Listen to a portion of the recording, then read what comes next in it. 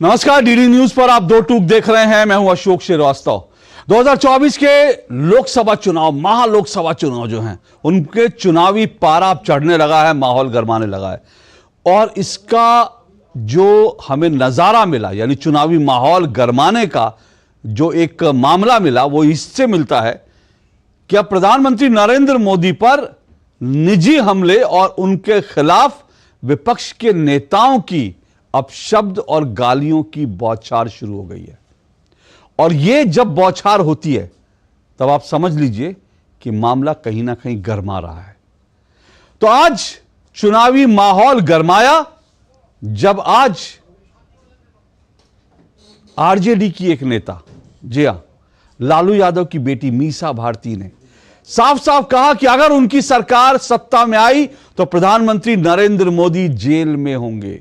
जी हां, उन्होंने कहा प्रधानमंत्री नरेंद्र मोदी जेल में होंगे। मालूम नहीं ये चुनावी गर्मी है जिसके कारण इसका गुस्सा मीसा भारती ने दिखाया, या फिर प्रधानमंत्री नरेंद्र मोदी जो लगातार भ्रष्टाचार पर वार कर रहे हैं उसका प्रतिवार है, या फिर विपक्ष का फ्रस्ट्रेशन है।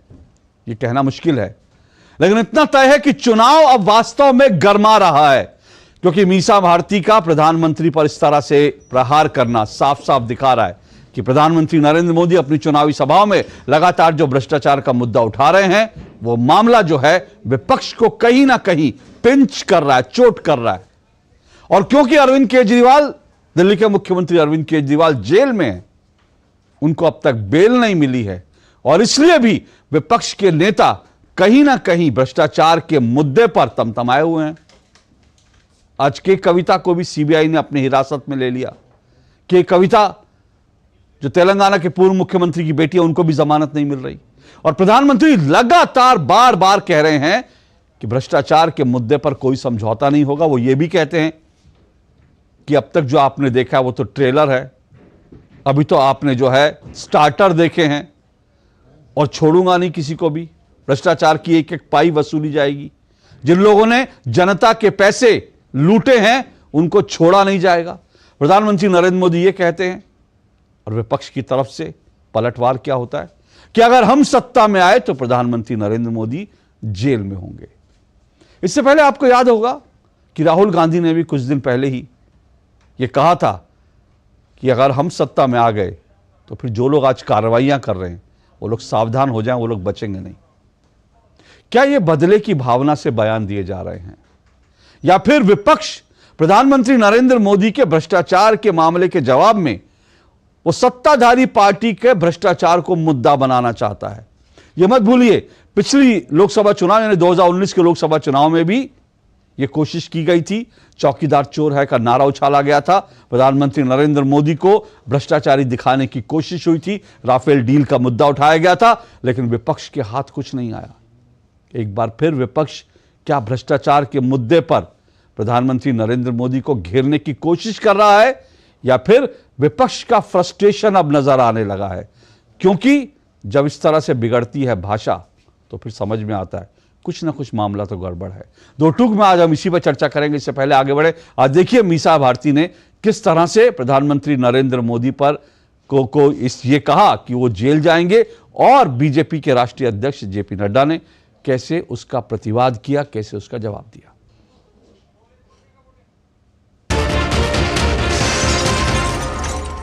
जब आते हैं वो हमारे परिवार पे आरोप लगाते हैं भ्रष्टाचार का। जानते हैं कितना बड़ा भ्रष्टाचार है। अगर देश की जनता ने कहीं हमें मौका दे दिया इंडिया गठबंधन को, प्रधानमंत्री से लेकर के जितने भी भाजपा नेता हैं जेल के अंदर बंद हो। प्रधानमंत्री से लेकर के जितने भी भाजपा नेता हैं जेल के अंदर बंद हो। मीसा भारती ने अभी का ये इतने फ्रस्ट्रेटेड हो गए हैं। आप बोलते हो मोदी मोदी मोदी, और ये मोदी जी को गाली देते रहते हैं। कभी सांप, कभी बिच्छू, कभी क्या। इनकी निराशा, इनकी हताशा, इनका फ्रस्ट्रेशन चरम सीमा पर है।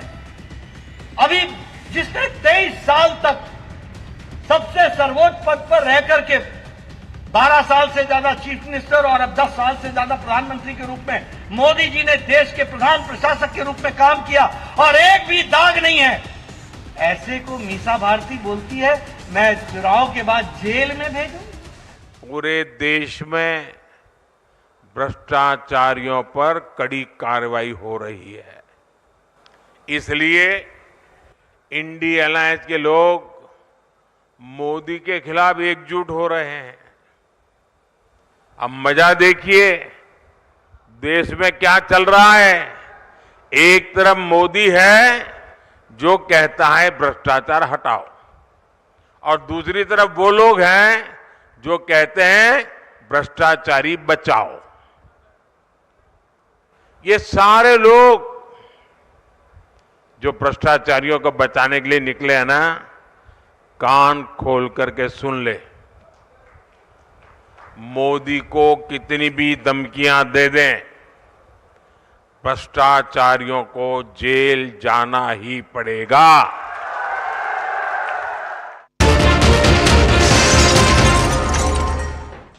प्रधानमंत्री नरेंद्र मोदी कह रहे हैं मोदी को कितनी धमकियां दे दें लेकिन भ्रष्टाचारियों को जेल जाना ही पड़ेगा, और विपक्ष कहता है कि हम अगर सत्ता में आ गए तो मोदी को सीधा जेल भेजेंगे। तो इसका मतलब सियासत का खेल, मोदी को भेजेंगे जेल। आज दो टूक में इसी पर चर्चा करेंगे। इससे पहले मैं आगे बढ़ूं, मैंने आपको ये तो सुनाया कि किस तरह से जो है सत्ता पक्ष और विपक्ष के बीच जो है, बीजेपी के बीच और मीसा भारती और आरजेडी के बीच किस तरह से जवानी जंग चली। लेकिन आपको यह भी बता दूं, जैसा मैंने शुरू में ही कहा कि विपक्ष जब हताश होने लगता है तो उसकी भाषा बिगड़ने लगती है, ऐसा राजनीतिक विश्लेषक मानते हैं। और यह अकेला बयान नहीं है जो मीसा भारती ने दिया। अभी 2 दिन पहले कांग्रेस के एक नेता ने मंच पर, माइक पर खड़े होकर कहा कि हमें ऐसे लोग चाहिए जो लाठी लेकर मोदी का सर फोड़ सकें। भाषा सुनिए, कांग्रेस के नेता मंच पर कहते हैं हमें ऐसे लोग चाहिए क्योंकि हम मोदी का सर फोड़ना चाहते हैं। हमें ऐसे लोग चाहिए जो लाठी लेकर मोदी का सर फोड़ सकें। तो यह विपक्ष की हताशा नहीं तो क्या है, इसी पर चर्चा करेंगे। लेकिन मैं फिर कह रहा हूं, इससे पहले आगे बढ़ूंगा, जरा पिछले कुछ बयान याद दिलाता हूं। उन बयानों को भी सुनना चाहिए क्योंकि इससे, इन बयानों को सुनकर आपको इस बात का बार बार एहसास होगा कि प्रधानमंत्री नरेंद्र मोदी से विपक्ष सिर्फ राजनीतिक लड़ाई नहीं लड़ता, बल्कि बदले की भावना या नफरत लेकर उनके खिलाफ मैदान में उतरता है। सुनिए जरा पुराने कुछ बयान।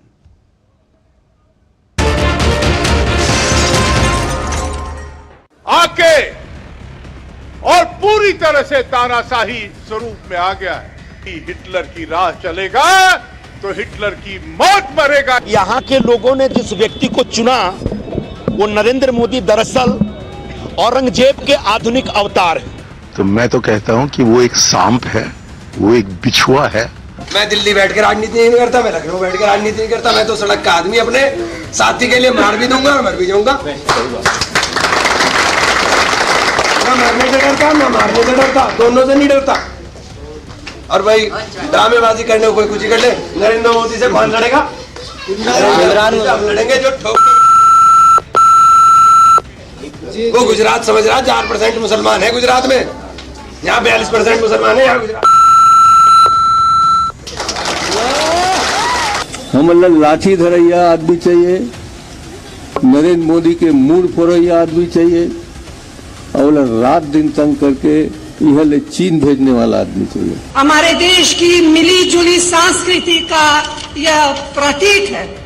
मुझे पूरा विश्वास है कि यहाँ ऐसे तत्वों को आप कभी कामयाब नहीं होने देंगे जो जहर की खेती करते हैं।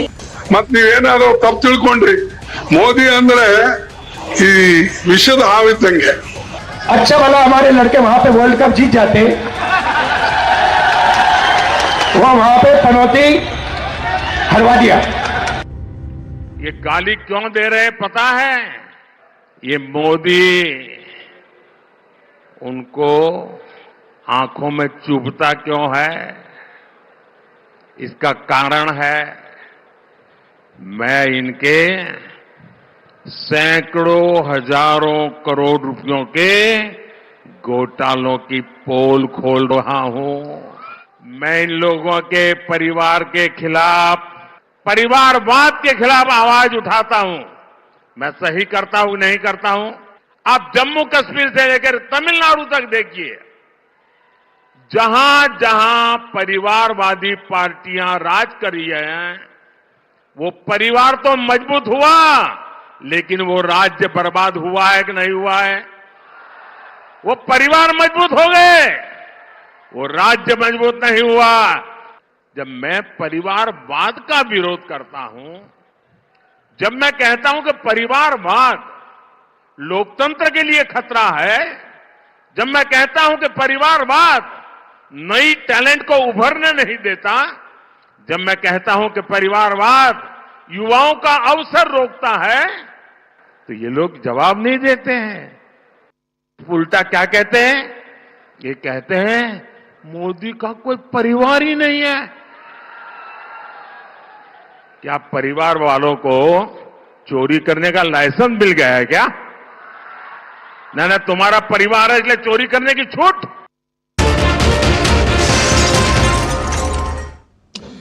तो देखिए, प्रधानमंत्री नरेंद्र मोदी पर अब शब्दों की बौछार तो शुरू हो गई है। तो इसलिए आज जो सवाल है, आज सवाल यह है, क्या विपक्ष ने चुनाव में डाल दिए हथियार, इसलिए प्रधानमंत्री नरेंद्र मोदी पर हो रही है अब शब्दों की बौछार। इसी पर चर्चा करेंगे। 4 मेहमान मेरे साथ आज की डिबेट में हैं जो जुड़ चुके हैं। आइए परिचय करवा देता हूं। मेरे साथ शिवम त्यागी बीजेपी की तरफ से, बीजेपी के प्रवक्ता शिवम त्यागी। तहसीन पूनावाला हैं, राजनीतिक विश्लेषक तहसीन पूनावाला जी जुड़ चुके हैं। प्रेम कुमार जी हैं मेरे साथ, वरिष्ठ पत्रकार हैं प्रेम कुमार जी। और मेरे साथ वरिष्ठ पत्रकार और संपादक अक्कू श्रीवास्तव जी। आप चारों मेहमानों का बहुत बहुत शुक्रिया और स्वागत। तहसीन पूनावाला जी, मैं आपसे शुरुआत करता हूं इस आज की डिबेट की कि मीसा भारती ये खुद भी जो हैं वो लैंड फॉर जॉब मामले में आरोपी हैं और इनके खिलाफ भी मामला चल रहा है, और ये बिहार में कहती हैं कि जब आते हैं तो हमारे परिवार पर जो है भ्रष्टाचार की बात करते हैं, और उसके बाद कहती हैं कि अगर हम सत्ता में आ गए तो मोदी जेल में होंगे। ये कौन सी फ्रस्ट्रेशन है? लालू यादव का परिवार अगर भ्रष्टाचार के मामलों में, लालू यादव तो कन्विक्ट हो चुके हैं चारा घोटाले में और अदालत ने उनको सजा सुनाई है, और उनके परिवार पर अगर कुछ मुकदमे चल रहे हैं तो ठीक है, उन मुकदमों में जो होगा वो होगा, लेकिन उसके बदले में ये कहना प्रधानमंत्री जो है उनको जेल भेज देंगे, ये बदले की कार्रवाई है या विपक्ष की हताशा है? अशोक जी, अव्वल तो आपके शो में मुझे शिरकत करने का मौका मिला, इसलिए आपका शुक्रगुजार हूं। सभी को, आपको सभी पैनलिस्ट को, सभी आपके दर्शकों को ईद मुबारक और ईद की ढेर सारी शुभकामनाएं। Navratra, thank you. नवरात्र का पावन महीना, पावन समय चल रहा है और इसीलिए नवरात्रि की भी ढेर सारी शुभकामनाएं। और नवरात्रि के इस पावन समय पर इस तरह की बातें करना मुझे लगता है मीसा जी को शोभा नहीं देता। देखिए, हमारे राजनीतिक जो भी मतभेद हो सकते हैं, जैसे अटल जी ने कहा था, मनभेद नहीं होना चाहिए, और प्रधानमंत्री जी से बिल्कुल जमकर लड़ाई करनी चाहिए, भाजपा से बिल्कुल जमकर लड़ाई करनी चाहिए। ये लोकतंत्र, ये जमहूरियत है। लेकिन इसका मतलब ये नहीं कि आप किसी को जेल में बंद कर दो। प्रधानमंत्री जी से बहुत सारी नाराजगी हो सकती है, उनके पॉलिसी से हो सकता है, उनकी पॉलिसी से जमकर हमें उसका विरोध करना चाहिए। चाहे वो नोटबंदी हो, चाहे वो लॉकडाउन 4 घंटे में की जिससे लोगों को काफी परेशानी हुई, चाहे कोविड को लेकर जिनकी पॉलिसी थी जिसके कारण कई लोगों की जिंदगी चाहिए, उस पर हमें बातचीत करनी चाहिए। लेकिन वो पर्सनली कल्पेबल नहीं है, वो कोई गुनहगार व्यक्ति नहीं है।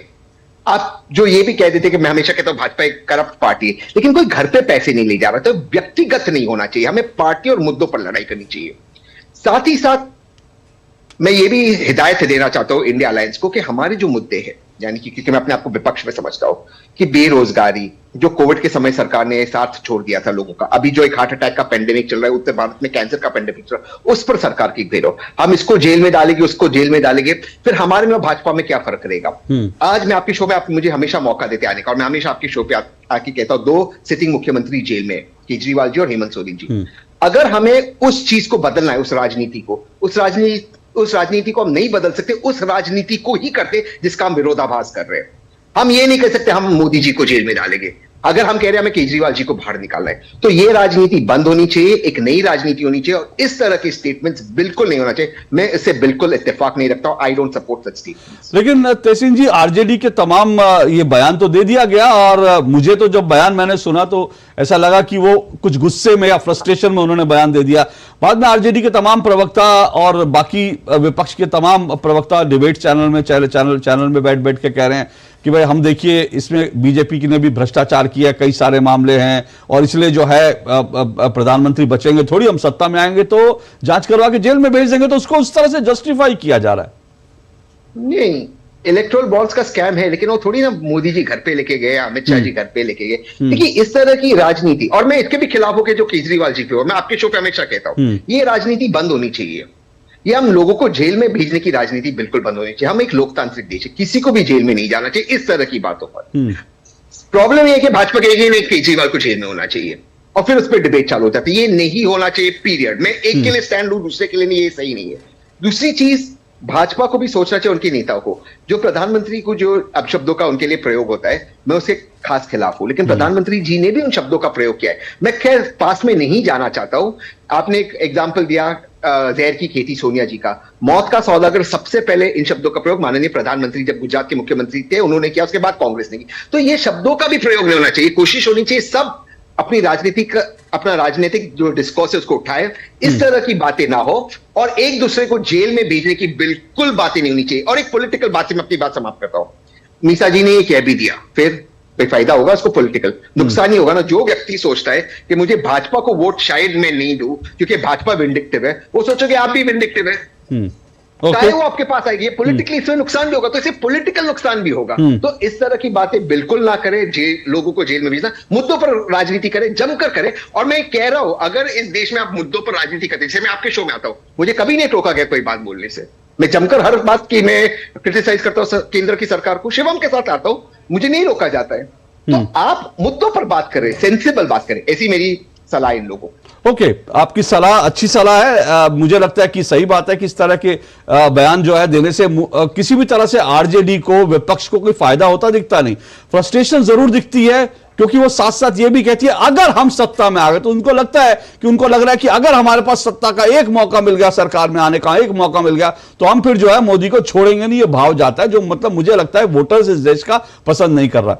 लेकिन आपने सेंसिबल सलाह दी। प्रेम कुमार जी, आपको भी लगता है कि इस तरह के बयान से विपक्ष को बचना चाहिए जो बयान दिया गया? देखिए, मेरा मानना है कि आपकी बात सही है कि फ्रस्ट्रेशन दिखता है, लेकिन ये फ्रस्ट्रेशन किस बात का है? ये फ्रस्ट्रेशन इस बात का है कि जब प्रधानमंत्री जी बोलते हैं कि भ्रष्टाचारी जेल में जाएंगे, तो उसमें केवल विपक्ष के लोग ही होते हैं। उस भ्रष्टाचारी की जद में केवल विपक्ष के ही लोग होते हैं। तो फ्रस्ट्रेशन जाता है, जाएगा। लोग कहेंगे ना, भ्रष्टाचारी आपके तरफ भी है। सारे भ्रष्टाचारी, जिसको आप भ्रष्टाचारी बोलते थे, उसको आप अपने साथ मिला लेते हैं, और जो बचे हुए होते हैं उसको बोलते हैं कि भ्रष्टाचारी जेल में जाएंगे। तो वो भी आपकी तरफ चले जाए तो ठीक हो जाएगा क्या? ये फ्रस्ट्रेशन है, जिस वजह से ये रिएक्शन है।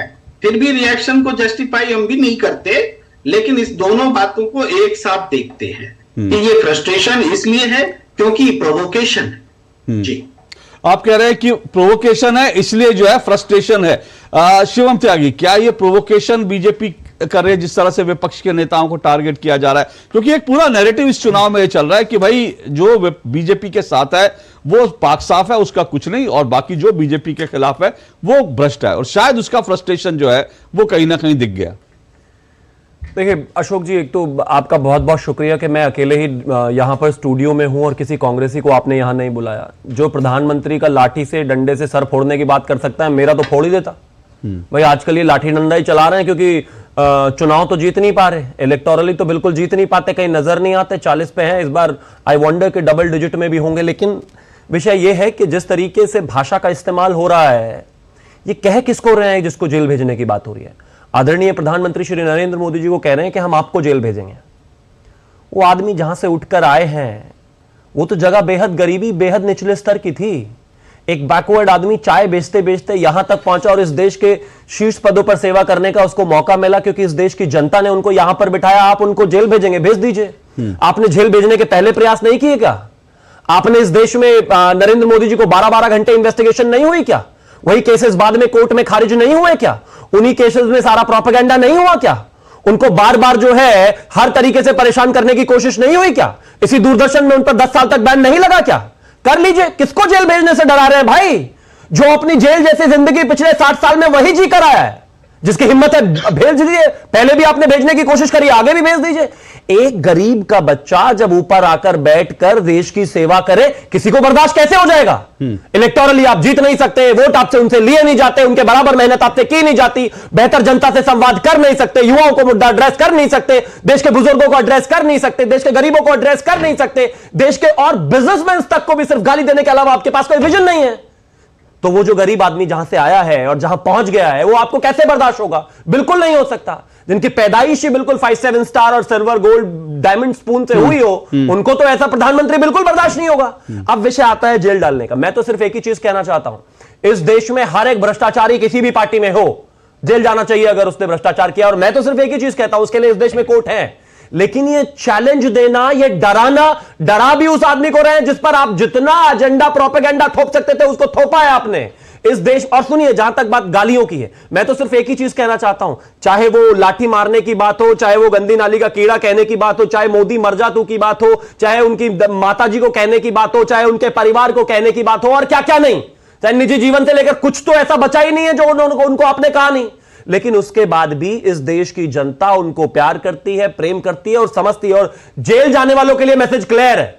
जो जेल भेजना चाहते थे नरेंद्र मोदी जी को, या जेल पहुंचाना चाहते थे, या तो जेल में है, या जेल के मुहाने पर खड़े हैं, या बेल पर हैं। मैं मानता हूं कि इस देश में इससे ज्यादा क्लासिक एग्जाम्पल और दिखेगा ही नहीं। आप जो कर रहे हैं उसका फल आपको यहीं भोग कर जाना पड़ेगा। और लोगों ने जिस तरीके से कहा कि वो आज मीसा जी कह रही हैं, मैं तो कहता हूं बेहतर है वो किसको भेजेंगी नहीं भेजेंगी वो बाद का विषय है। जो पिताजी जेल में है और वो बेल पर किसी तरीके से बाहर है, उस पर जवाब दे बेहतर है। उनके भाई लैंड फॉर जॉब स्कैम में, वो खुद लैंड फॉर जॉब स्कैम में, उनकी दूसरी बहन लैंड फॉर जॉब स्कैम में, जो बाहर बैठी हुई है उस पर जवाब दे, ज्यादा बेहतर है। इस तरह की राजनीति होनी नहीं चाहिए। इस देश में जो भी भ्रष्टाचार करेगा उसको जेल जाना पड़ेगा। इस देश के प्रधानमंत्री को अगर आप सोचते हो कि आप जेल से डरा लोगे, धमका लोगे, ब्लैकमेल कर लोगे, कोई लॉबी हावी हो जाएगी, कोई रियल एस्टेट हावी हो जाएगा, या कोई पत्रकार हावी हो जाएगा, या फिर कोई फॉरेन पावर हावी हो जाएगी, या फॉरेन मीडिया हावी हो जाएगी, तो आप बहुत गलत फहमी में है। वो आदमी 60 साल के एक्सपीरियंस लेकर यहां बैठा है और हर तरीके के प्रोपेगेंडा, एजेंडा और आपके हर तरीके के ड्रामे को फेस करने के बाद ही यहां पर है। ओके, और महाकाल का आशीर्वाद है, तो जो भी बोलोगे उल्टा ही पड़ेगा। ओके, तहसीन एक मिनट मौका दूंगा। प्रेम जी, आपने एक बात कही कि भाई जो है प्रोवोकेशन है, उसके कारण जो है इस तरह का बयान हो जाते हैं।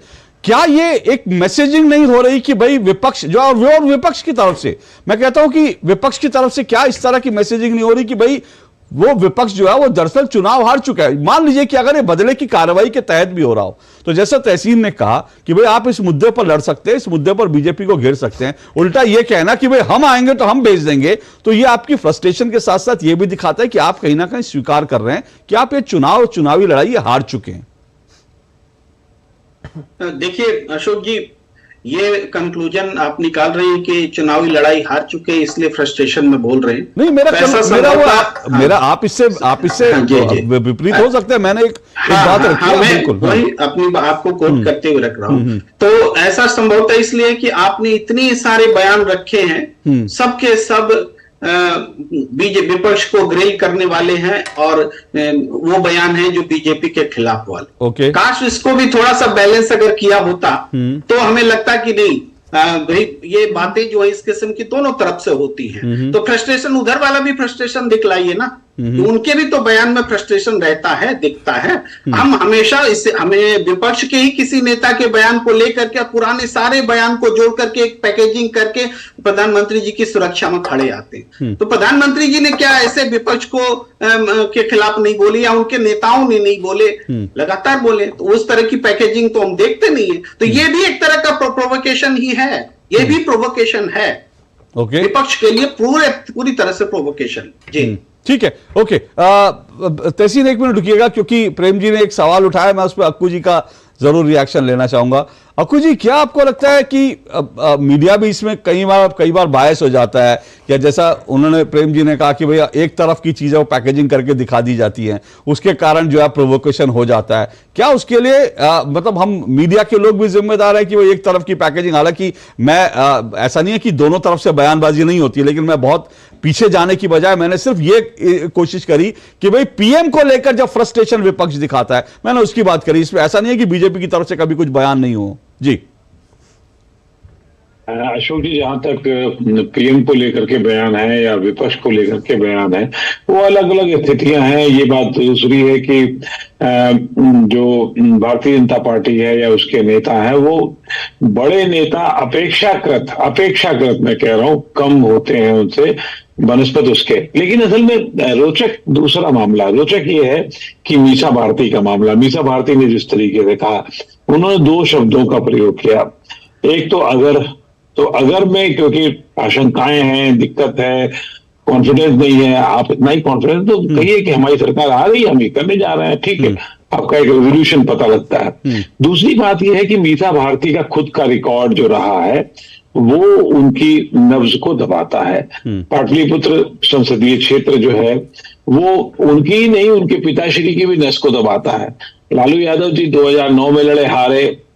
2014 में मीसा भारती लड़ी अपने चाचा तथा मतलब, क्योंकि रामकृपाल सिंह जो है वो पहले, रामकृपाल यादव जो है वो पहले लालू जी के सहायक रह चुके हैं, बड़े साथी रह चुके हैं, और उस वही भूमिका निभाते रहे। तो भारतीय जनता पार्टी में आ गए, तो फिर वो वहां से एमपी बन गए। तीसरी दफे का किस्सा पिछली बार का है, वहां से भी ये हुआ। और इत्तेफाक देखिए कि भारतीय जनता पार्टी का वोट परसेंटेज बढ़ता रहा है वहां पर। लेकिन ये भी सही है कि वो 40,000 के आसपास से तीनों बार में लालू यादव, मीसा भारती हारे हैं, उसके आसपास थे। तो वो एक तकलीफ तो है ही कि एक कॉन्स्टिट्यूंसी में लगातार कोशिश करने के बाद वो हारती रही। ये बात दूसरी कि मीसा भारती राज्यसभा के सदस्य बनकर के संसदीय राजनीति में आ चुकी है। तो अब स्थिति ये है कि किसी भी तरीके से फिर वो रामकृपाल सिंह के सामने खड़े हैं, और रामकृपाल सिंह यादव जो है वो कहते हैं उसको जीतते हारते हैं तो वक्त बताएगा, लेकिन उनकी इच्छा वही है कि इस तरीके से सीट निकाली जाए। अगर का सवाल मैं पहले ही कह चुका हूं कि अगर मगर में हताशा नजर आती है उनको, और ये हताशा कई लोगों को नजर आती है। ये बात दूसरी कि बहुत सारे, चाहे जहर की खेती के बयान हो या पनौती की बात हो या और भी शब्द हो, ये ऐसे शब्द चाहे वो और भारतीय जनता पार्टी की तरफ से जो कहे जाते हैं वो भी ऐसे शब्द नहीं कहे जाएं। लेकिन जब आप किसी पर, और खास तौर पे ये पब्लिक सेंटिमेंट समझना चाहिए, किसी भी नीचे के स्तर के आदमी को जब आप गाली बकते हैं तो उसके पक्ष में ज्यादा चीजें चली जाती हैं। मैं इसका एक अजीबोगरीब उदाहरण आपको दूंगा। कोरोना में क्या हुआ? कोरोना में जब आपका संगी साथी उसको दिक्कत होती है तो एक दूसरा बयान होता है, लेकिन जब ऊपर की मंजिल के लोगों पर वो आती है तो वो दूसरे बयान, दूसरी भावनाएं हो जाती हैं, जिसको जो उनके हित में नहीं बल्कि उनके दूसरे हिस्से पे चली जाती हैं। तो ये साइकोलॉजी, मैं क्योंकि मनोविज्ञान का विद्यार्थी रहा हूं तो इसको समझना चाहिए और उसी हिसाब से लड़ा जाना चाहिए जो नहीं लड़ पा रहे। मैं तो एक बात, INDI की बात है तो बिहार में तो अभी दिक्कत सबसे बड़ी ये हो रही है कि तेजस्वी यादव बहुत हिम्मत से, मेहनत से लड़ रहे हैं और उनके पीछे अपना एक वो है, लेकिन उनको सपोर्ट करने वाली जो मशीनरी होती है कांग्रेस की, कांग्रेस ने 10 सीटें जरूर ले ली उनसे, लेकिन वो 10 पर अभी तक प्रचार नहीं शुरू हो सका है। आपस में सर पटौल पप्पू यादव से लेकर न जाने कहां तक की चली आ रही है, वो उनको बहुत दिक्कत कर रही है। और अभी राहुल गांधी एंड कंपनी या कांग्रेस ज्यादातर जगह पर फंसी हुई नजर आती है, केरल में, वायनाड में, यानी फ्रस्ट्रेशन में ये हो रहा है। फ्रस्ट्रेशन कई तरह का है। लेकिन मैं एक बात जरूर, जैसे अभी प्रेम जी आपने कहा, मैं तहसीन जी आ रहा हूं 1 मिनट, जैसा आपने कहा, और इसमें किसी पार्टी को क्लीन चिट नहीं दी जा सकती, बयान हर तरफ से होते हैं। लेकिन आप सोचिए अगर मैं इन चुनावों की बात करूं, अभी जो चुनाव अभी पहले फेज में हम अभी और पहले फेज में, और 2 बयान तो मैंने मीसा भारती की बात की, लेकिन आप ऐसे नेता को क्या कहेंगे जो कहता है कि हमें ऐसे लोग चाहिए जो लाठी लेकर प्रधानमंत्री का सर फोड़ सके।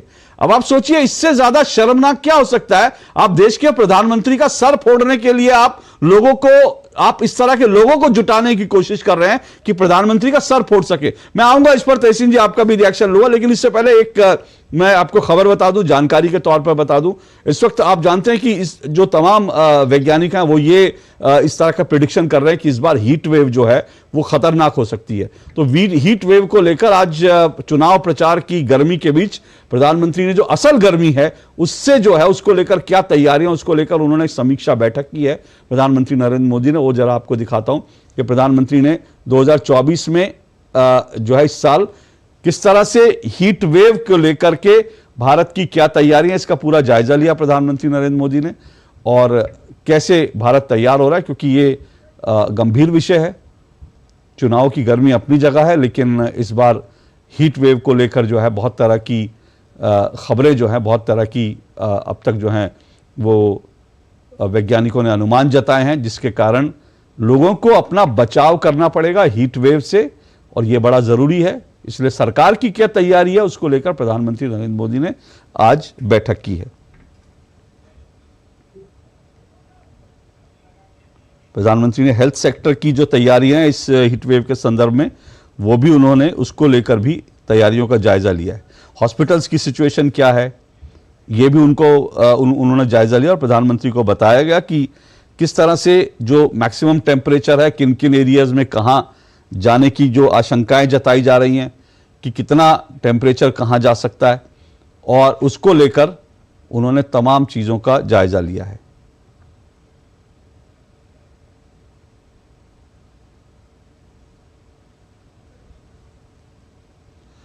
जो लू की आशंका जताई जा रही है इस बार, यह भी है कि लू आएगा, तो प्रधानमंत्री नरेंद्र मोदी ने लू की स्थिति से निपटने के लिए भी तमाम अधिकारियों के साथ जो है समीक्षा बैठक की है।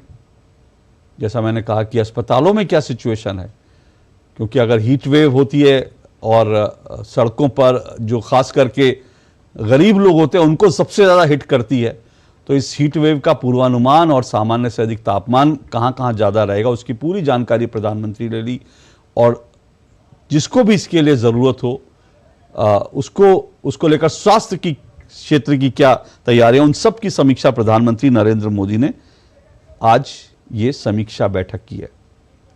तो ये बड़ा इंटरेस्टिंग है तहसीन जी।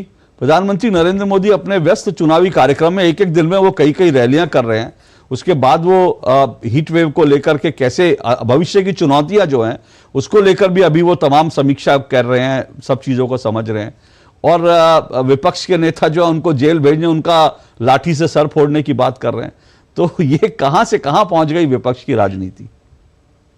नहीं, अच्छी बात है माननीय प्रधानमंत्री जी ने क्या, अभी कुछ दिनों चंद दिनों के प्रधानमंत्री है, 2024 में नए प्रधानमंत्री आ रहे, तो सारी फाइलें वो हैंड ओवर करके जा सकते, तो अच्छी बात है, वो ठीक है। बट देखिए, मैंने मीसा जी का जो स्टेटमेंट सुना उससे मैं दोबारा से आश्चर्यचकित हुआ, खास करके उनका नाम अशोक जी आप जानते हो, और यहाँ पे वरिष्ठ जी प्रेम जी और श्रीवास्तव जी, उनका नाम मीसा पड़ा है क्योंकि मीसा एक्ट में लालू जी जेल में थे उस वक्त। तो जो उस परिस्थिति से आती है उनको इस तरह की बयान नहीं करना चाहिए, लेकिन इसका मतलब ये नहीं, जैसे प्रेम भाई ने कहा कि भाजपा के कुछ बयान है, भाजपा छोड़ दीजिए, माननीय प्रधानमंत्री जी के कुछ बयान है, सोनिया जी को जर्सी काऊ कहा था, या राहुल जी को हाइब्रिड बच्चा कहा था, मेरे दोस्त शशि थरूर की मरूम पत्नी 50 करोड़ की गर्लफ्रेंड कहा था, जो भी ये स्टेटमेंट थे, मुझे लगता है कहीं ना कहीं सबको इस चीज की चिंता करनी चाहिए। तो ये जो स्टेटमेंट है, अब क्या हम एक नए राजनीति कर सकते हैं 2024 के चुनाव के बाद, जहां कोई भी बड़ा नेता, कम से कम ये प्रयास हो, ये कोशिश हो कि जो बड़े नेता है वो एक एग्जाम्पल सेट करे, ताकि जो छोटे नेता है वो उसको फॉलो करे, और वो एक आइडियल हम डेमोक्रेसी बनते।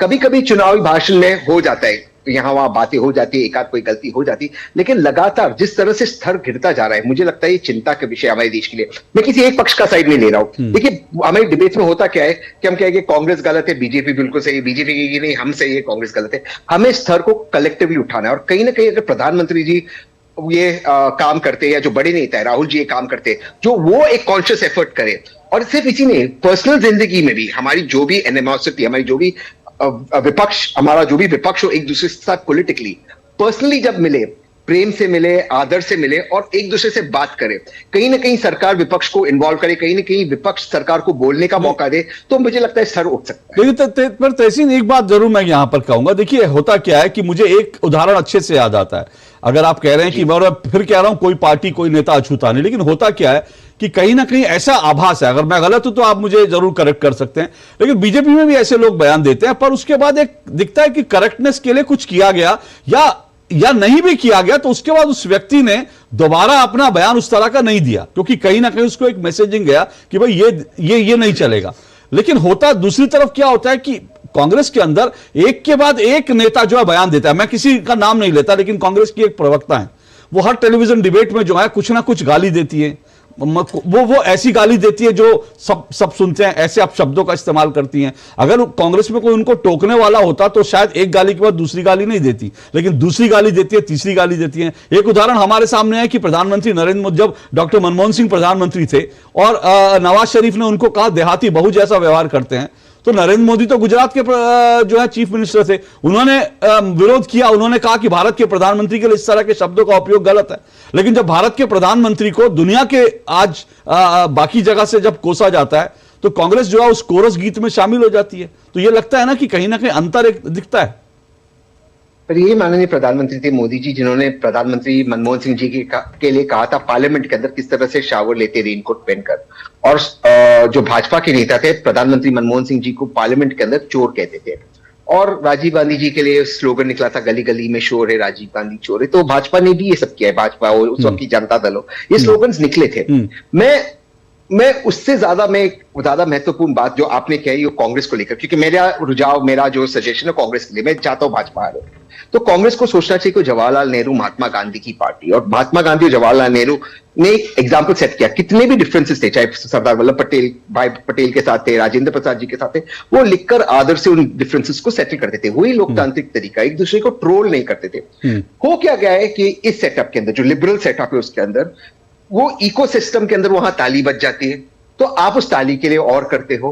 लेकिन जो फेंस सिटर है, जो एक कॉमन वोटर है, जो भाजपा को शायद वोट नहीं करना चाहता है, वो आपकी ओर आकर्षित नहीं होता, क्योंकि आप ही का इकोसिस्टम आपको ताली मार और आपको लग रहा है कि ये आपका माहौल बन गया है, ये इससे भाजपा हार रही है। तो कहीं ना कहीं इस इकोसिस्टम को तोड़ना कांग्रेस के लिए बहुत जरूरी है, तभी कांग्रेस का परफॉर्मेंस और भी अच्छा होगा। कांग्रेस को दोबारा से नेहरू और गांधी की पार्टी बननी होगी, महात्मा गांधी। ठीक, ओके। ताली और गाली का मेल है, एक गाली पे ताली बज जाती है तो आदमी दोबारा गाली देता है, तो यही कुछ ऐसा चल रहा है। मैं एक ब्रेक लूंगा, लेकिन शिवम जल्दी से एक रिस्पॉन्ड में जरूर चाहूंगा, उसके बाद मैं आपको विस्तार से बाकी बातों को रिबटल करने का मौका दूंगा। उन्होंने कहा भाई प्रधानमंत्री समीक्षा बैठक कर रहे हैं, तो कोई बात नहीं, 2024 में थोड़े दिन के मेहमान है, प्रधानमंत्री कार्यालय में ज्यादा समीक्षा बैठकें नहीं कर पाएंगे। छोटे सबमिशन है। एक तो जो कांग्रेस की गाली वाली प्रवक्ता है अशोक, उस पर आप करिएगा। अच्छा ठीक है, नहीं उनको आप निकालने के लिए मत कहिए पार्टी से, उनको चुप मत कराइए। वो चुप हो गई तो हमारे तो वोट कम हो जाएंगे ना भाई। 2-4 तो लोग ही हमारे जो स्टार प्रचारक हैं, आप उनको भी बाहर कर देंगे तो उसके बाद हमारा कैसे चलेगा? नहीं, वो तो रहनी चाहिए। बल्कि तहसीन जी जैसे लोग जितने बाहर रहे उतने बेहतर है, सेंस बात करते हैं। कांग्रेस वालों को सेंसिबल बात करने वाले पसंद नहीं आते। अब क्या करें, राहुल गांधी लाइव एग्जाम्पल है उसका। खैर, मैं पॉइंट पर आता हूं, विषय साफ है। देखिए, आपने कहा कि जिस तरीके जैसे तहसीन भाई ने कहा कि ये आखिरी बैठक है, चीजों को हैंडओवर करना ही है अल्टीमेटली वो। मैं तो सिर्फ एक ही चीज कहना चाहता हूं, ये प्रिपेयर्डनेस ऑफ हीट वेव शायद इस बैठक का नाम था। आने वाले समय के भविष्य की तैयारी के लिए बैठक कर रहे हैं प्रधानमंत्री जी। कांग्रेस अगर भविष्य के लिए बैठक करेगी तो उनको तो दूसरी टैगलाइन लिखनी पड़ेगी। कांग्रेस आफ्टर राहुल गांधी एग्जिट, क्या होने वाला है, कैसा होने वाला है, वो तय करेंगे। सी राइटिंग ऑन द वॉल है प्रधानमंत्री कौन बन रहा है। और तहसीन भाई भी जब मिलते हैं मेरे से अलग में, क्योंकि मेरे तो मित्र ही हैं, हम आदर सत्कार से ही मिलते हैं। पहले जमाने में हो सकता है कि नेहरू जी या पटेल साहब आपस में शायद इसलिए ना ट्रोल कर पाते हो क्योंकि ट्विटर नहीं था। मुझे लगता है रैलियों में तो खूब ट्रोलिंग होती ही थी, बहुत सारे इवेंट्स मेरे पास भी हैं। लेकिन जब वो मिलते हैं पीछे से वो भी कहते हैं भाई आप तो आएगा तो मोदी ही, लेकिन अपनी अपनी चीजें हैं। माना तहसीन भाई पर्सनल कोई बातें बता दी, लेकिन अब चुनाव होने वाला है, इसमें कुछ आप लोगों की निजी बातें जो है वो सार्वजनिक नहीं हो, जो बात होती है। लेकिन इसमें कोई दो राय नहीं कि विपक्ष की तरफ से भी कुछ प्रिपरेशंस चल रही है। लेकिन हीट वेव जिस हीट वेव की तैयारी प्रधानमंत्री कर रहे थे, उस हीट वेव की चपेट में जो है 4 जून को फिलहाल जो संकेत मिल रहे हैं, विपक्ष उसमें आने वाला उस 4 जून की उसकी। मुझे एक छोटा सा ब्रेक लेना, मैं ब्रेक के बाद आता हूं। मुझे ब्रेक लेना, मैं ब्रेक के बाद आता हूं। इस डिबेट को आगे बढ़ाएंगे। अभी तक हमने जो है गाली गलौज पर डिबेट कर रहे हैं, लेकिन हमने गाली गलौज किसी ने की नहीं है। उसके लिए मैं अपने पैनलिस्ट को भी साधुवाद देता हूं। कम से कम हम इस डिबेट को अच्छे सेंस में इस डिबेट को आगे बढ़ा रहे हैं। इस ब्रेक के बाद मैं इस चर्चा को आगे बढ़ाऊंगा। हमारी पीढ़ी को तो वोट के बदले में धोखे ही मिले थे,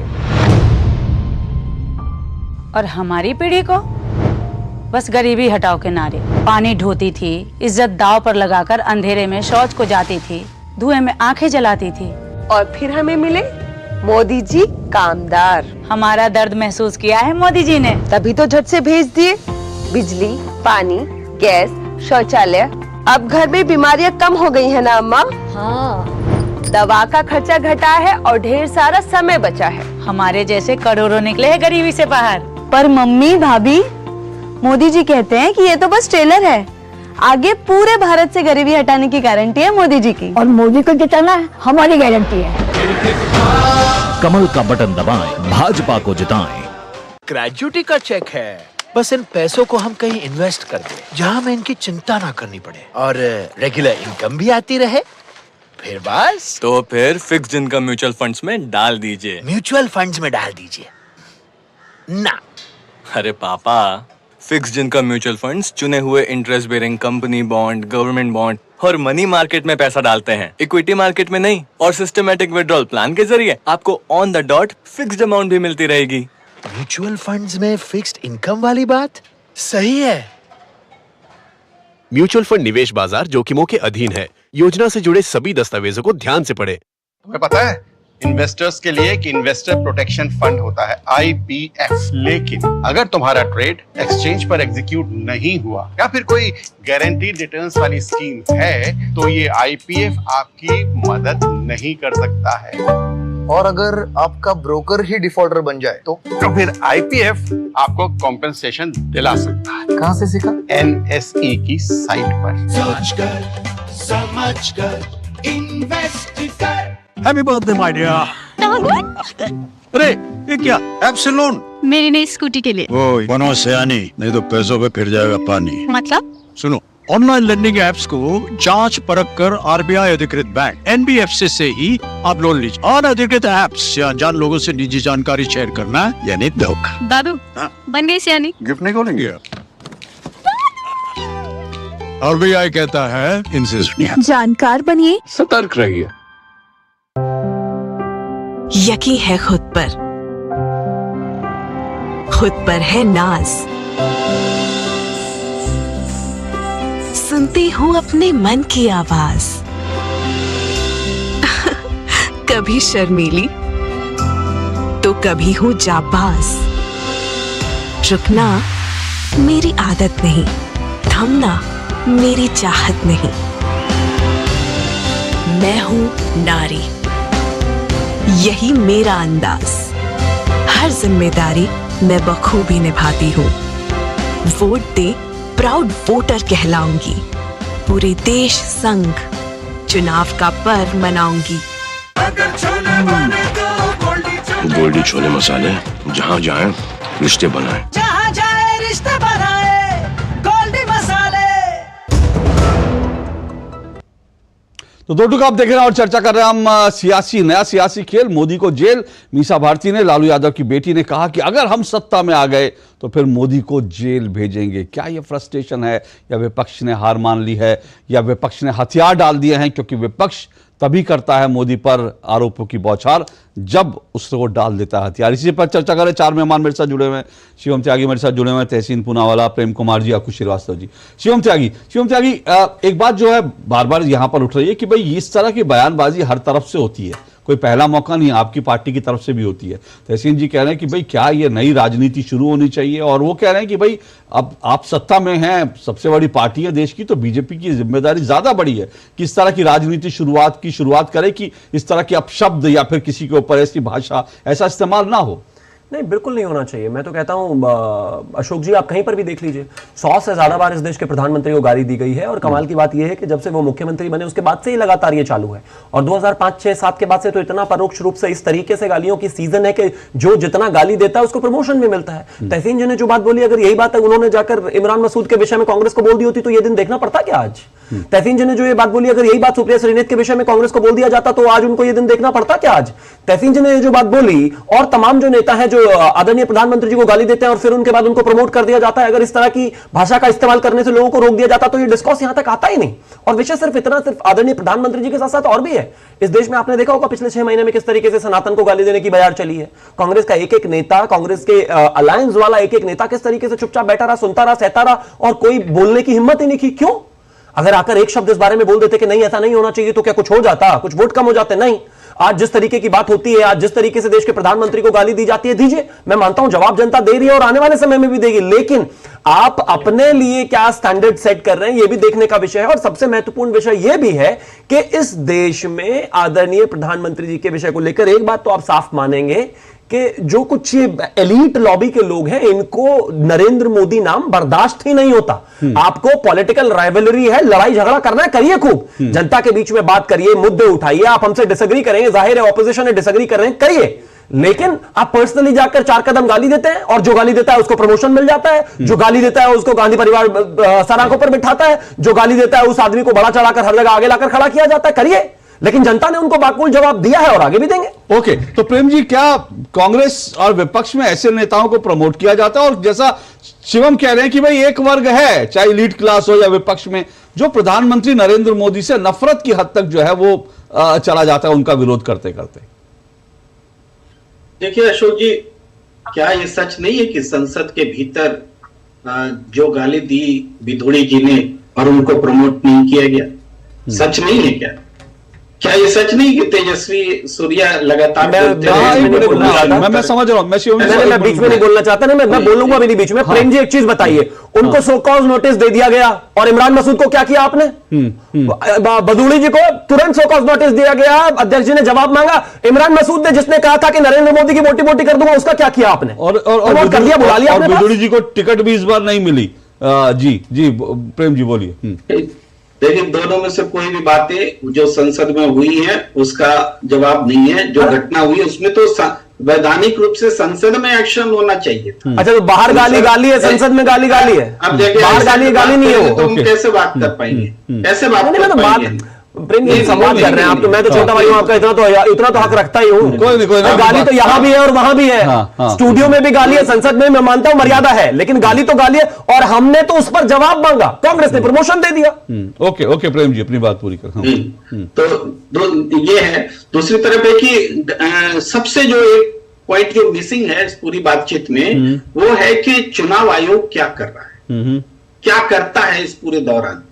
एक तो एथिकल सवाल लेकर के हम चर्चा कर रहे हैं, दूसरा कि लीगल सवाल भी तो है, और तीसरा ये भी है कि कोई व्यक्ति अगर मान लीजिए मीसा भारती है, तो न तो वो जेल में किसी को डाल सकती है, या है ही सवाल ही नहीं उठता। जेल में किसी को डालने का तो एक वैधानिक प्रक्रिया है उसकी, तो वही डाल सकता है। कोई कैसे बोलेगा कि हम जेल में डाल देंगे और वो सही नहीं? लेकिन लोग तो कहते हैं कि मोदी जी ने विपक्ष को डाल रखा है, ये भी एक नया सवाल है। मोदी जी प्रधानमंत्री हैं, तो विपक्ष जब आएगा प्रधानमंत्री में वो नहीं डाल सकता, वहां वैधानिक प्रक्रिया हो जाती है। सरकार, प्रधानमंत्री के मतलब सरकार बोलते हैं लोग, वही सरकार कैसे? आप भी तो कह रहे हैं जब सरकार में आ जाएंगे तो नहीं डाल सकते, मतलब हम भी नहीं डाल रहे।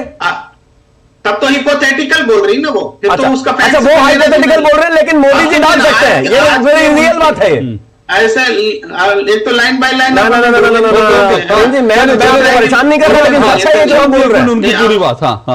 समझिए, मीसा भारती जो बोल रही है, या तो एक हिपोथेटिकल है कि हमारी सरकार आएगी तो होगी, तो तभी जेल में डालने के लिए प्रोसेस ही पे आना पड़ेगा। ऐसा नहीं कि प्रधानमंत्री उठ के किसी को जेल में डाल देगी, ऐसा नहीं है। और दूसरा है कि हिपोथेटिकल है तो फिर इतना सीरियसली नहीं लेना चाहिए। भाई डेमोक्रेसी में विश्वास है आपको तो बोलिए कि हाँ डेमोक्रेसी में है, और कैसे कोई तानाशाही है क्या कि किसी को जेल में डाल देगा। अगर आपको डेमोक्रेसी में विश्वास है तो इस बात का कोई वैल्यू ही नहीं होना चाहिए कि मीसा भारती ने जो बोला है।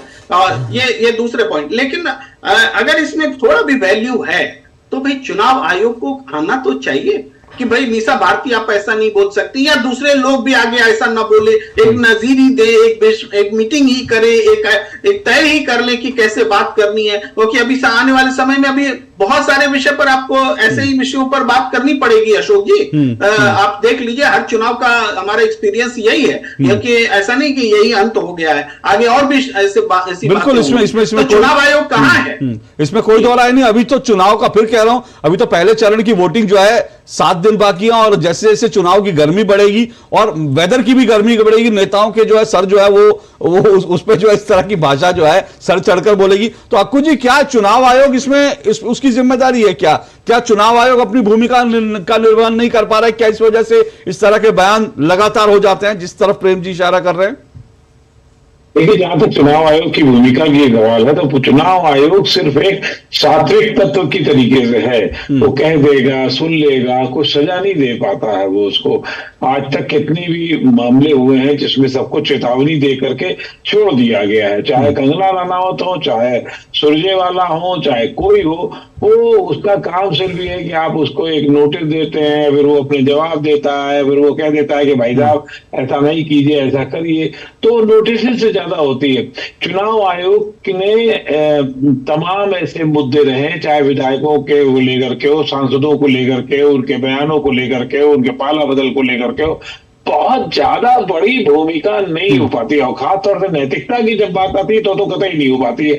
उसमें तो सिर्फ नैतिकता होना चाहिए, नहीं होना चाहिए, पर सिर्फ और सिर्फ वो चेतावनी होती है। चेतावनी हवा में आती है, उड़ती हुई चली जाती है और किसी को कोई बहुत फर्क नहीं होता। तो मूलतः जिम्मेदारी राजनीतिक पार्टियों को लेनी होगी, उनको ज्यादा होनी चाहिए। हाँ। ऐसी होनी चाहिए जैसे कि अभी आपने रमेश विधूड़ी को कहा। हाँ। रमेश विधूड़ी को आपने बताया कि था टिकट नहीं मिला।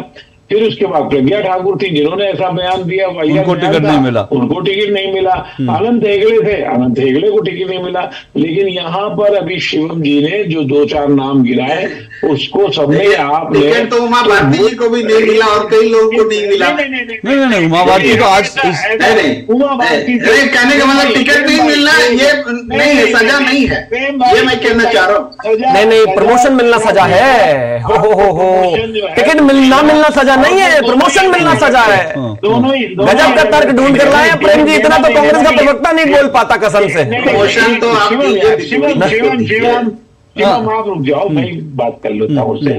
तो वो उसमें ऐसा नहीं होता है। आपको प्रमोशन मिलना जब होता है तो आपको टिकट दिया जाए, मंत्री बनाया जाए, आगे बढ़ाया जाए, वो होता है। तो आपको अगर एक बार रोका गया है, एक नोटिस दी गई, तो इसका मतलब आप गलत कर रहे हो, गलत तरीके से आ रहे हो। लेकिन दूसरे जो नाम थे उनके साथ क्या क्या किया, वो चाहे अभी आप इन्होंने जितने उदाहरण बनाए गए हैं, बताए गए हैं, उन सबको आपने क्या क्या चाहे। सर सबसे बड़ा उदाहरण हक्कू जी सबसे बड़ा उदाहरण मुझे लगता है इमरान मसूद का है।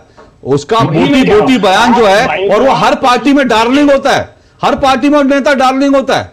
नहीं, इमरान मसूद ने गनीमत है कि ये नहीं कहा, लेकिन मंशा उनकी यही थी। हाँ। जैसे वीडियो अभी चलते रहते ना, कर दो हत्या, मोदी तो हत्यारा है, मोदी को मैं मार दूंगा। अगर इस तरीके की बात आप करने को वाले लग रहे हैं तो आप क्या चाहते हैं? वो एक वर्ग को एक बिल्कुल सुनिश्चित करना चाहते हैं कि जैसा मौका लगे वैसा कर दो, और इसी की आशंका के तहत ये सोचा जाता है कि कहीं ऐसा ना हो जाए, खुदा ना खास्ता करे किसी नेता के साथ ऐसा हो जाए। हम देख चुके हैं अतीत में इसी घृणा की राजनीति ने, वो कहीं ना कहीं घृणा से जुड़ी हुई थी।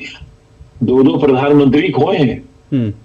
आप बात अपने तरीके से, एक सीमित तरीके से, कोई देश में पागलों की संख्या कम नहीं है। आप किसी को उत्साहित करो, जेल में बंद कर देंगे, कहले जेल में तो हम डाल नहीं सकते, चलो सारे देखते हैं कैसे कर देंगे, मर्डर कर देंगे। बिल्कुल। राजीव गांधी की किसने सोचा था कि सुदूर दक्षिण में हत्या की जाएगी, उसको षड्यंत्र के तहत मारा जाएगा? किसने सोचा था कि इंदिरा गांधी को जो है अपने घर में उसके साथ, उसके जिनको जिम्मेदारी दी गई उनको मारा गया था? तो उनके मन में बसाया गया। मैं फिर कह रहा हूँ, मनोविज्ञान को समझिए, मैं मनोविज्ञान का छात्र हूँ, इसलिए वो उनके मन में घर करने की कोशिश की गई थी।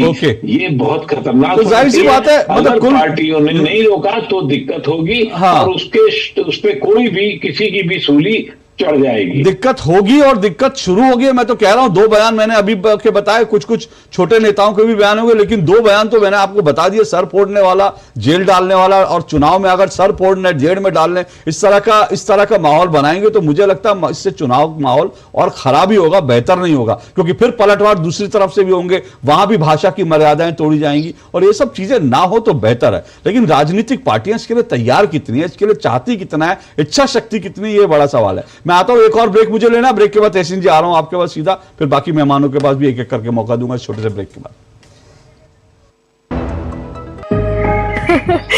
हाँ देखो जी भर के अपना ही है, और अपने ही वोट से बने हैं बड़े बड़े पुल देश भर में। हमारी लाइफ तो निकल गई बेटा, हमारे टाइम तो अटकाना, फटकाना, लटकाना यही कल्चर होता था, पर तुम लोगों के लिए बड़े काम करने वाला बैठा है। सिर्फ 10 साल की स्पीड देख लो, अटल सेतु से अटल टनल देख लो, चिनाब ब्रिज से बोगीबील ब्रिज देख लो, और इतना करके भी मोदी जी कहते हैं ये तो अभी ट्रेलर है। हमारे सपने पूरा करने की गारंटी मोदी जी की, तो उनको जिताने की गारंटी किसकी? हम बाप बेटी की। कमल का बटन दबाएं, भाजपा को जिताएं। बेटा, इस साल का जो प्रॉफिट है वो इंटरेस्ट पे डाल देंगे, हर महीने ब्याज का पैसा आता रहेगा। अगर रेगुलर इनकम ही चाहिए तो आप वो पैसे फिक्स्ड इनकम फंड्स में डाल दो। वो क्या होता है? वो एक तरह के म्यूचुअल फंड्स है। म्यूचुअल फंड से भी कभी फिक्स्ड इनकम आता है क्या? फिक्स्ड इनकम म्यूचुअल फंड्स चुने हुए ब्याज देने वाली कंपनी बॉन्ड्स, गवर्नमेंट बॉन्ड्स और मनी मार्केट में इन्वेस्ट करते हैं, इक्विटी मार्केट में नहीं। सिस्टमैटिक विथड्रॉवल प्लान से आपको on the dot fixed amount भी आता रहेगा। म्यूचुअल फंड में फिक्स्ड इनकम वाली बात सही है। म्यूचुअल फंड निवेश बाजार जोखिमों के अधीन है। योजना से जुड़े सभी दस्तावेजों को ध्यान से पढ़ें। अब लोन प्रोसेसिंग में इतनी देरी, ये सब ना तुमसे नहीं होगा। लो तुम ही कर लो। देखो तुम झूठ बोलो लेकिन। इधर आओ। क्या बात? फाइनेंशियल एसेट्स का प्रमाण देना है, इस वजह से लोन अटका है। देखो, अकाउंट एग्रीगेटर से जुड़ो। अकाउंट एग्रीगेटर बैंक इत्यादि के पास उपलब्ध आपकी वित्तीय जानकारी को आपकी स्पष्ट सहमति से ऋण देने वाली वित्तीय संस्थाओं से साझा करता है। पापा, it was so easy. RBI कहता है जानकार बनिए, सतर्क रहिए। गोल्डी छोले मसाले, जहाँ जाए रिश्ते बनाए। जहाँ जाए रिश्ते बनाए, गोल्डी मसाले। Delivery boy has picked your order. अरे भाई पता है भूख लगी है, 30 मिनट का मैसेज नोटिफिकेशन आया था ना। मैसेज के सारे थोड़ी बैठ सकते हैं। कल आपने कुछ शेयर्स बेचे थे ना? हाँ, तो चेक किया? मैसेज आया तो था। सिर्फ मैसेज काफी नहीं है। आप शेयर मार्केट में कोई भी ट्रांजैक्शन करते हैं ना, तो स्टॉक एक्सचेंज से आए एसएमएस या ईमेल को अपने डीमैट अकाउंट और बैंक स्टेटमेंट के साथ भी टैली कीजिए। बेटा भूख में ना दिमाग बंद हो जाता है।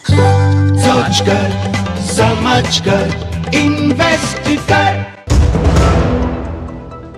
दोटुक आप देख रहे हैं, दोटुक में चर्चा कर रहे हैं सियासी खेल, मोदी को जेल, क्योंकि मोदी को जेल भेजने के बाद मीसा भारती कह रही है अगर हम सत्ता में आ गए तो प्रधानमंत्री नरेंद्र मोदी को जेल की सलाखों के पीछे भेज देंगे। वो कहती हैं कि सलाखों के पीछे भेज भी देंगे, लेकिन साथ साथ वो ये भी कहती है अगर हम सत्ता में आए, यानी कहीं ना कहीं आत्मविश्वास डगमगाया हुआ है, फ्रस्ट्रेशन दिख रहा है, गुस्सा दिख रहा है। इन सब पे चर्चा कर रहे हैं, लेकिन इससे पहले मैं आगे बढ़ूं, आज थर्सडे है, गुरुवार का दिन है, और आज हमारे जो क्विज के विनर्स हैं उनका नाम डिक्लेयर करने का दिन है। तो पिछले हफ्ते हमने आपसे जो सवाल पूछा था, उस सवाल के जवाब जिन्होंने दिया उनके बारे में बता देते हैं। आप हमारी स्क्रीन पर हैं। हमने जो सवाल पूछा था, ईसीआई का ऐसा कौन सा ऐप है जो हर राज्य, जिले और निर्वाचन क्षेत्र के लिए अनुमानित मतदाता मतदान प्रतिशत, अप्रोक्सीमेट वोटर टर्नआउट परसेंटेज बताता है? तो इसका सही जवाब है वोटर टर्नआउट ऐप। और जिन 3 लकी विनर्स को ने पुरस्कार जीते हैं उनके नाम यहां पर आपकी स्क्रीन पर हैं। आप तीनों को बहुत बहुत शुभकामनाएं, बधाई। आपका पुरस्कार आपको जल्द मिलेगा और साथ ही कल आपसे एक नया सवाल भी होगा। तेहसीन जी, तो सवाल फिर एक बार फिर मैं आता हूं इस डिबेट पर। देखिए, ये अच्छी बात है कि सब लोग कह रहे हैं कि वैसे बयान नहीं होने चाहिए, लेकिन मैं कह रहा हूं कि रीथिंकिंग दिखाई नहीं दे रही है। अगर मैं विपक्ष की बात करूं, वो मैं अभी किसी को भी मैं क्लीन चिट नहीं देता, क्योंकि बीजेपी की ओर से अभी इस तरह के कुछ बयान होंगे तो उस पर जरूर सवाल होने चाहिए, लेकिन अभी भी रीथिंकिंग वहां दिखती नहीं है। दूसरी बात, राहुल गांधी का बयान मुझे याद आता है, कुछ दिन पहले उन्होंने कहा कि हम जब सत्ता में आएंगे तो ये जो जितने अधिकारी हैं किसी को छोड़ेंगे नहीं, इस तरह का उनका बयान आया था। तो ये बदले की भावना, मोदी को जेल डाल देंगे, किसी अधिकारी को छोड़ेंगे नहीं, ये आपको पे नहीं करता। फिर भी क्या वजह है इंडिया अलायंस की तरफ से, विपक्ष की गठबंधन की तरफ से इस तरह की बयानबाजी बार बार होती है? सबसे पहले तो तीनों विजेताओं को ढेर सारी शुभकामनाएं।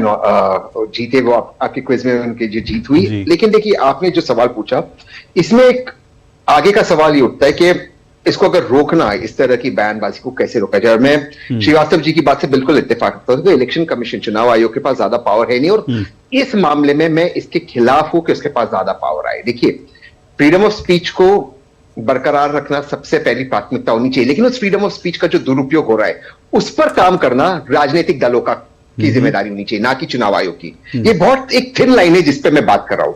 अगर ये पावर हम चुनाव आयोग को दें तो बहुत दिक्कत होगी हमारी लोकतंत्र के लिए। लेकिन इसी के साथ जो राजनीतिक दल है, जो टॉप के लीडर्स है, उनको ये इंश्योर करना पड़ेगा कि इस तरह की बयानबाजी जो होती है उस पर ना सिर्फ कार्रवाई हो, और उस पर ना सिर्फ उनको कहा जाए कि इस तरह की बातें ना हो, या जैसे प्रेम जी ने कहा सिर्फ टिकट काटना काफी नहीं है, उन पर एक्चुअल एक्शन होना चाहिए। अभी आप देखिए, सम्राट चौधरी जी बिहार के अंदर लालू जी के बारे में क्या कहा कि लालू जी ने किडनी के, अपनी बेटी को टिकट दी किडनी के बदले। ये शोभा देता किसी भी पिताजी के बारे में, आपकी जो भी राजनीति, ये बिल्कुल शोभा नहीं देता। तो सम्राट चौधरी को निकाल देगी डिप्यूटी चीफ मिनिस्टर के पद से भाजपा। कंगना रनौत जी ने क्या क्या नहीं कहा, मेरी दोस्त उर्मिला मातोंडकर और स्वारा भास्कर के लिए क्या क्या उसने नहीं कहा, पॉर्न एक्टर्स उनको बताया, ये शोभा देता है किसी भी महिला के बारे में। मैं कंगना जी के खिलाफ भले पॉलिटिकल हूं, लेकिन उनको शोभा देता मेरी दोस्तों के बारे में इस तरह की बातें करना, क्या वो पॉर्न एक्टर्स है? तो इस तरह की जो बातें, ये एनकरेजमेंट, ये नहीं होना चाहिए। कांग्रेस में भी ऐसे आपको उदाहरण मिलेंगे। तो एक बैठक हो सभी पॉलिटिकल पार्टीज में, कोड ऑफ कंडक्ट हो पॉलिटिकल पार्टीज में, जिसके नेतृत्व ये तय करे कि इस तरह की बातें ना हो। ये सबसे पहली बात है। दूसरी बात, शिवम की एक छोटी सी बात मैं जवाब दे दूं। शिवम ने कहा कि मैंने उनको प्राइवेट में कहा आपकी बात 400 पार। देखो शिवम, ऐसे मैंने कहा नहीं, लेकिन अगर आपने मेरी इस बात को गंभीरता से ली तो मैंने तो सार्वजनिक और प्राइवेट में कहा मध्य प्रदेश कांग्रेस जीता, राजस्थान जीते, छत्तीसगढ़। तो मेरे भविष्यवाणी पर नहीं जाओ। अगर मैंने कहा बिल्कुल हार रहे हो तो मेरी भविष्यवाणी पर मत जाओ। की मध्य प्रदेश की भविष्यवाणी मुझे भी याद है जो उल्टी पड़ी थी। लेकिन शिवम लाइटर नोट पर इसका रिस्पॉन्ड कर दीजिए। लेकिन साथ साथ मैं ये भी जाऊंगा जो उन्होंने अंत में एक इंपॉर्टेंट बात कि पॉलिटिकल पार्टियों को इस पर कुछ एक्शन करते हुए दिखना चाहिए अगर हम चाहते हैं कि इस तरह की राजनीति ना हो। तो देखिए, चाहे प्रेम जी ने कहा हो, चाहे तहसीन भाई ने कहा हो कि कहते टिकट काटना काफी नहीं, ठीक है, लेकिन प्रमोशन देना काफी है। मैं फिर से वही कहना चाहता हूं, आप शुरुआत करके दिखाइए ना। चलिए कहां से करेंगे बताइए, चलिए ऊपर से ही कर दीजिए। ये आदमी जब देश में निकलेगा तो लोग इसको डंडे मारेंगे। ये राहुल गांधी ने कहा था इस देश के प्रधानमंत्री के लिए, क्या किया आपने उस पर? कोई एक्शन छोड़ दीजिए। उन पे तो शोकॉज दे ही नहीं सकते, किसी छोटे मोटे नेता पर ही देकर दिखा दीजिए। चलिए इमरान मसूद को ही दे दीजिए शोकॉज नोटिस अगर आप दे सकते हैं। चलिए छोड़ दीजिए इस बात को। सुप्रिया श्रीनेत को बुलाकर एक बार न्यूज छोड़ दीजिए, मत बुलाइए, न्यूज फ्लैश करा दीजिए अगर आप में हिम्मत है तो, कि सुप्रिया श्रीनेत को देश के प्रधानमंत्री या फिर भाजपा के तमाम नेताओं को गालियां देना और अभद्र भाषा के लिए पड़ी डांट, ये तक न्यूज फ्लैश नहीं करा सकते। छोड़ दीजिए आप इस बात को। चलिए किसी और को, जिसने अभी 2 दिन पहले कहा कि आदरणीय प्रधानमंत्री जी को लाठी से सर फोड़ा जाना चाहिए, शोकॉज नोटिस दिखा दीजिए देकर उनको, और छोड़ दीजिए। डांट डाल दीजिए, एक फोन करा दीजिए, चलिए किसी बात पर, उसको छोड़ दीजिए। और जितने भी नेता आए दिन गाली देते हैं, गंदी नाली का कीड़ा, यहां पर आकर चाय बेच ले, और वो एक नेता को आप एक झूठ मूठ का ये भी अगर मीडिया में चलवा पाए कि कांग्रेस पार्टी ने उसको डांटा, नहीं, क्योंकि ये सच्चाई है। जितने भी हाल फिलहाल में भी अभी नेता आए हैं निकलकर कांग्रेस से भारतीय जनता पार्टी में, उन्होंने सबने कहा कि प्रधानमंत्री जी को गाली देने वाले को, उनके बारे में अपशब्द कहने वाले को प्रमोशन देती है कांग्रेस और गांधी परिवार, और बढ़ चढ़कर टाइम एंड अगेन पिछले 10 साल में तो यही साबित हुआ है। तो जो इस चीजों को लेकर आगे जा रहे हैं वो बाकी चीजों पे ज्ञान ना दें तो ज्यादा बेहतर है। जो आपने एक इंपॉर्टेंट पॉइंट लाया, समय मेरे पास नहीं है, लेकिन ये बात कांग्रेस के छोड़े हुए जिन्होंने कांग्रेस छोड़ी उन्होंने कहा, और आज जो है ऐसे ही रोहन गुप्ता जो मीडिया को देखते थे उन्होंने भी इस तरह की बात कही है, और उन्होंने भी कांग्रेस से रिजाइन देकर बीजेपी में शामिल हो गए। तो कम से कम इतना जरूर है, राजनीतिक पार्टियों में इस तरह की बयानबाजी होती है, लेकिन मुझे लगता है कुछ हमको एक जो है लक्ष्मण रेखा खींचनी चाहिए, और प्रधानमंत्री को जेल भेज देंगे, सर फोड़ देंगे, इस तरह के बयानों से विपक्ष को भी अब तक कुछ फायदा नहीं मिलता, नुकसान ही होता है। लेकिन उसके बावजूद शायद ये नफरत है या गुस्सा है, जिसके कारण नुकसान उठाने के बावजूद कांग्रेस के नेता, विपक्षी गठबंधन के नेता इस तरह की बयानबाजी को रोक नहीं पाते। चलिए समय इतना ही है, बहुत बहुत शुक्रिया अक्कू जी, माफी चाहूंगा समय ओवर शूट कर गया। आपसे फिर मुलाकात होगी, फिर चर्चा करेंगे इन विषयों पर, लेकिन आज के लिए इतना ही। नमस्कार।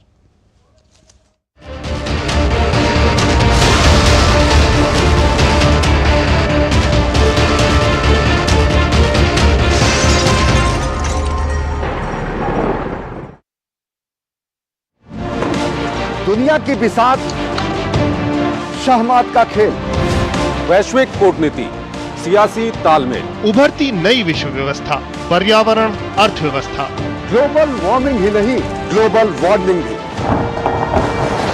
जंग का जुनून हो या शांति की पहल, सभी वैश्विक हलचल, खबर जो करे खबरदार,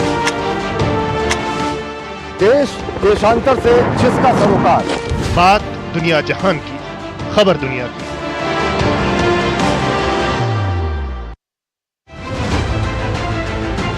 दुनिया की सबसे तेज रफ्तार और 5वीं सबसे बड़ी अर्थव्यवस्था, विश्व स्तर के बुनियादी ढांचे, भारत की फिनटेक क्रांति की कहानी।